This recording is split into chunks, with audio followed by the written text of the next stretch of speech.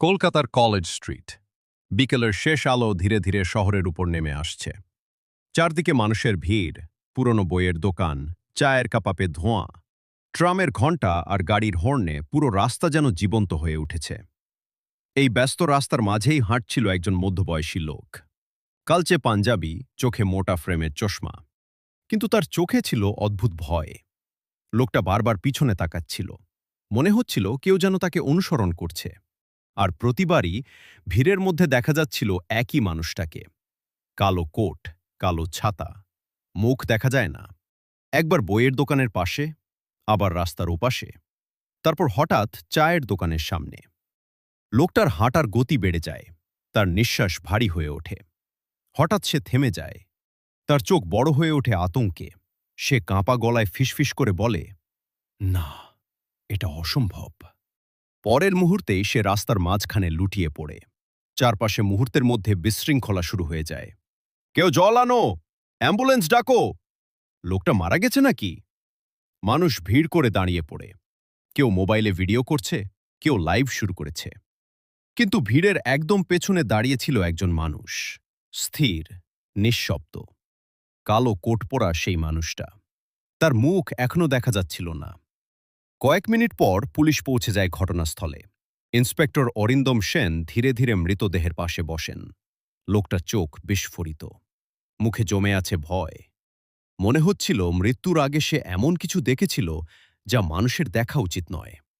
Pocket তল্লাশি করে খুব বেশি কিছু পাওয়া গেল না, শুধু একটা পুরনো বই। বইটার নাম মানুষ যে মৃত্যুকে দেখেছিল। অরিন্দম ধীরে ধীরে বইটা খুললেন। ভেতরের পাতায় লাল কালিতে লেখা ছিল মাত্র একটি লাইন, সে ফিরে এসেছে। অরিন্দমের ভ্রু কুঁচকে যায়। ঠিক তখনই ভিড়ের মধ্য থেকে একজন বৃদ্ধ বই বিক্রেতা এগিয়ে আসে। সে মৃত লোকটার দিকে তাকিয়ে ধীরে বলে, আমি ওকে চিনতাম। অরিন্দম তাকান। কেউ নি। বৃদ্ধের কণ্ঠ কেঁপে ওঠে, প্রফেসর অনিরুদ্ধ লাহিড়ী। 10 বছর আগে উনি নিখোঁজ হয়েছিলেন। অরিন্দম অবাক হয়ে যায়। অসম্ভব, আজই তো মারা গেল। বৃদ্ধ ধীরে মাথা নাড়ে। না অফিসার, 10 বছর আগে ওনার মৃত্যুর খবর কাগজে বের হয়েছিল। থানায় ফিরে পুরনো ফাইল খোঁজা শুরু হয়।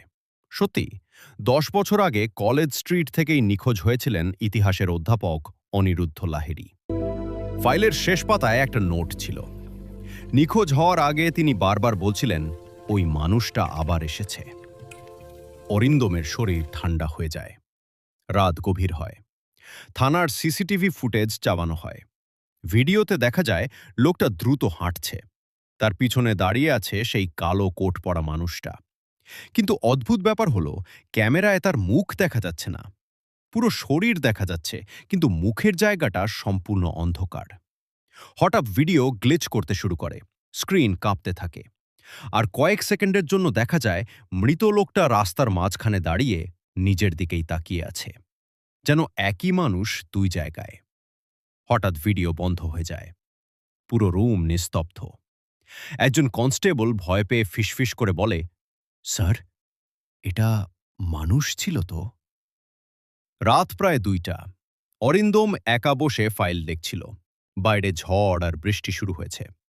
হঠাৎ থানার লাইট টিমটিম করে ওঠে। তার ডেস্কের উপর রাখা বইটা নিজে নিজেই খুলে যায়। শেষ পাতায় আগে কোনো লেখা ছিল না, কিন্তু এবার ধীরে ধীরে ধীরে কালো কালি ফুটে উঠতে থাকে। তুমি এখন আমাকে দেখেছ? অরিন্দমের নিঃশ্বাস আটকে যায়।